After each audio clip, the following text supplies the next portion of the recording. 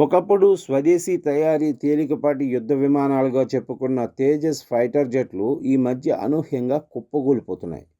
ఏమైందో ఏమో తెలియదు కానీ ఎయిర్ షోలలోనే ఇలాంటి ప్రమాదాలు చోటు చేసుకోవటం భారత్కు మరీ ఇబ్బందికరంగా మారింది. ఇన్నాళ్ళు వీటిని భారత అమ్ముల పొదలో కీలక అస్త్రాలుగా భావించిన పరిస్థితి నుంచి తిరిగి ఎగిరే శవపేటికలన్న చర్చ జరుగుతుంది. దీంతో ఎయిర్ ఫోర్స్ కీలక నిర్ణయం తీసుకుంది.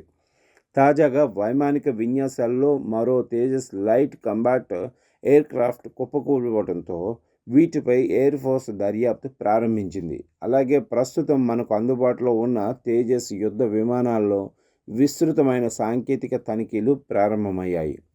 ఈ నెల ప్రారంభంలో వైమానిక స్థావరంలో తేజస్ ఫైటర్ జెట్ సాధారణ శిక్షణా కార్యక్రమం తర్వాత ల్యాండ్ అవుతుండగా కుప్పకూలింది. ప్రాథమిక అంచనా ప్రకారం ఇందులో సాంకేతిక లోపం ఉన్నట్లు గుర్తించారు. బహుశా ఆన్బోర్డు వ్యవస్థలలో వైఫల్యం ఉండవచ్చని ఎయిర్ ఫోర్స్ వర్గాలు భావిస్తున్నాయి.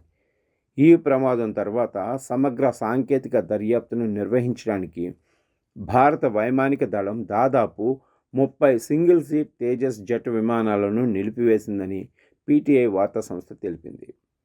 తాజాగా కుప్పకూలిన విమానం ఎయిర్ ఫ్రేమ్ తీవ్రంగా దెబ్బతినటంతో దాన్ని వైమానిక దళం నుంచి తప్పించబోతున్నారు.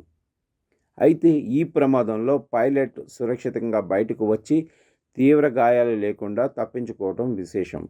ఇప్పటి వరకు ఐఏఎఫ్లో చేరిన తర్వాత తేజస్లు మూడోసారి ప్రమాదానికి గురయ్యాయి. మార్చి 2024లో జైసల్మేర్ సమీపంలో మొదటి ప్రమాదం, నవంబర్ 2025లో దుబాయ్ ఎయిర్ షోలో రెండో ప్రమాదం జరిగాయి. ఇప్పుడు తాజాగా మూడో ప్రమాదం చోటు చేసుకుంది.